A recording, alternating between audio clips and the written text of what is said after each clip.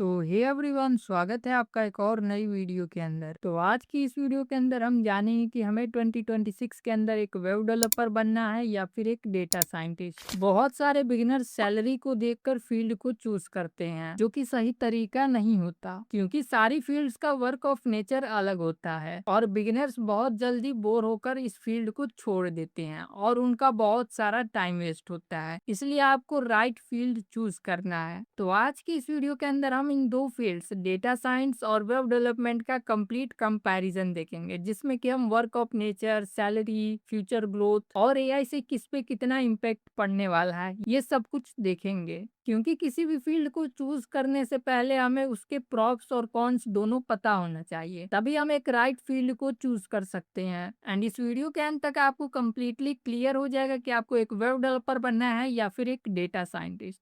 बिना कोई time waste के चलते हैं हम एक्सली ड्रॉ पे इन चीज़ों को समझते हैं। तो मैं यहाँ एक साइड वेब डेवलपर और एक साइड डेटा साइंटिस्ट पहले लिख देता हूँ। तो इस साइड में लिखता हूँ वेब डेवलपर एंड इस साइड में लिख देता हूँ डेटा साइंटिस्ट एंड बीच में यहाँ पर एक लाइन ड्रॉ कर देता हूँ, जिससे कि यहाँ पर कंपेयर इजीली समझ में आए हमको। तो सबसे पहले बात करते हैं कि वेब डेवलपर का वर्क ऑफ नेचर क्या है, कि वेब डेवलपर आखिर कौन होता है। देखो, जो बंदा क्रिएट करता है वेबसाइट्स को, तो मैं यहाँ पे लिखूंगा क्रिएट वेबसाइट्स, वो हमारा होता है वेब डेवलपर। और जो हमारा डेटा साइंटिस्ट होता है वो करता है डेटा का एनालिसिस। ठीक है, तो सबसे पहले वो करता है डेटा का एनालिसिस, उसके बाद उसी डेटा के बिहाफ पर वो बनाता है machine learning models, ML models. और जो मशीन लर्निंग मॉडल होता है वो बाद में जाकर प्रिडिक्शन करता है।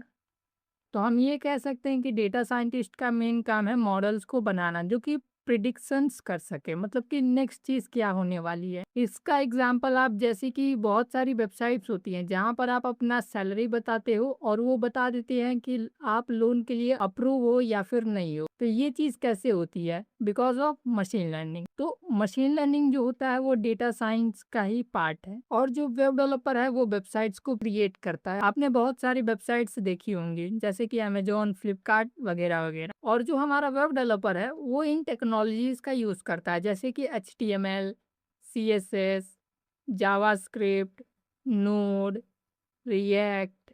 ठीक है, इन सारी टेक्नोलॉजीज का यूज करके वो वेबसाइट्स को क्रिएट करता है। और वहीं पर हमारा डेटा साइंटिस्ट यूज करता है पाइथन, नमपाई, पांडास, स्काईकिट लर्न। ठीक है, और डीप लर्निंग की जो लाइब्रेरी है जैसे कि पाइटॉर्च। ठीक है, तो इन सारी टूल्स का वो यूज़ करता है। तो आप यहाँ पर इजीली समझ पा रहे हो कि जो हमारा डेटा साइंटिस्ट होता है वो पाइथन, नमपाई, पांडास, स्काईकिट लर्न का यूज़ करता है। वहीं पर हमारा web developer HTML, CSS, JavaScript, node वगैरह। यहाँ पर रिएक्ट, स्प्रिंग बूट, ऐसे बहुत सारी वेब डेवलपमेंट के अंदर भी टेक्नोलॉजीज हैं। और अगर हम जॉब मार्केट की बात करेंगे कि इसमें सबसे ज़्यादा जॉब्स हैं, तो आप देखोगे कि मोस्टली जो जॉब है वो डेवलपमेंट साइड में है, मतलब कि वेब डेवलपर की जो जॉब है वो सबसे अधिक है। और जो डेटा साइंटिस्ट है उनकी जॉब जो है वो कम है। तो मैं यहाँ पे लिख सकता हूँ जो जॉब है वो कम है। इसका रीज़न ये है कि जो डेटा साइंटिस्ट है वो एक नई फील्ड है और जो वेब डेवलपर है वो बहुत समय से चल रहा है। इसी वजह से इनके जॉब के बीच में इतना डिफरेंस है। और एक इंटरेस्टिंग बात बताता हूँ जिससे कि आपको पता चल जाएगा कि इन दोनों के जॉब में इतना डिफरेंस क्यों है। देखो, जो हमारा वेब डेवलपर है वो वेबसाइट्स को किस लिए बनाता है?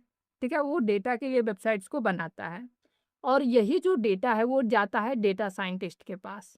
अगर मैं आपको यहाँ नीचे एक्सप्लेन करूँ, तो मैं ये बोल सकता हूँ कि जो हमारा वेब डेवलपर है, वो वेबसाइट्स को क्रिएट करता है। तो ये लेट्स से कोई वेबसाइट है, ये हमारा वेब डेवलपर है जिसने कि एक वेबसाइट को क्रिएट किया। और यहाँ पर एक यूज़र है जिसने कि अपना सारा जो डेटा है, ऐसे बहुत सारे यूज़र्स हैं जिसने अपना बहुत सारा डेटा दिया है। अब ये जो डेटा है, वो डेटा अगर यूज़ ना किया जाए तो वो डेटा किसी काम का नहीं है। इसलिए यहाँ पर डेटा साइंटिस्ट को हायर किया जाता है। और ये जो डेटा साइंटिस्ट होते हैं, इनके जो डेटा है, लेट्स से ये बहुत सारा डेटा है। इन डेटा पे वो सबसे पहले डेटा का एनालिसिस करते हैं, डेटा को क्लीन करते हैं, डेटा को विजुलाइज़ करते हैं, फिर उसके बाद वो मशीन लर्निंग मॉडल बनाते हैं। और वो मॉडल जो होता है वो यूज़र के नेक्स्ट मूव को प्रिडिक्ट करता है।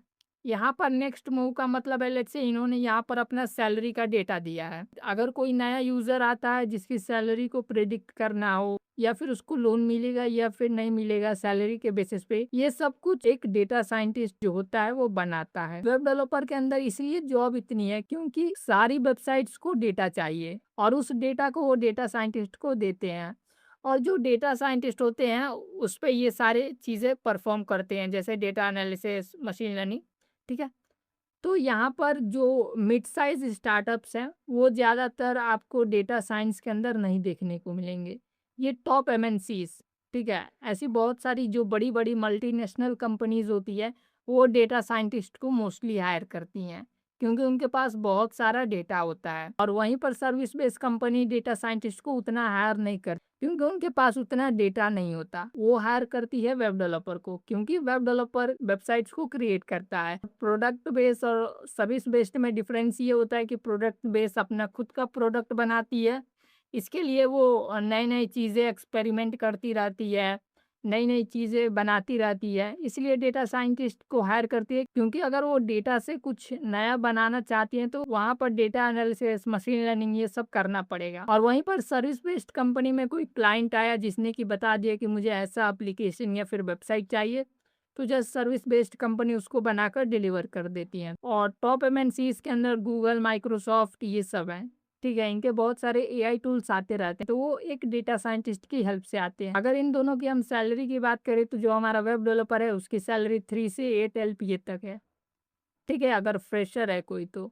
अगर एक्सपीरियंस होता है तो वो कितना भी अप जा सकता है। इसके जो रोल्स होते हैं जैसे कि software engineer, web developer, software developer, ऐसे सारे इनके प्रोफाइल्स होते हैं। वहीं पर अगर हम डेटा साइंटिस्ट की बात करें तो डेटा साइंटिस्ट की जो सैलरी होती है वो 8 एलपीए से लेकर 12 एलपीए के बीच होती है क्योंकि ये एक नया फील्ड है, इसके अंदर कंपटीशन भी कम है और इसके अंदर सबसे इंटरेस्टिंग चीज़ यूज़ होती है वो है मैथ्स, ठीक है।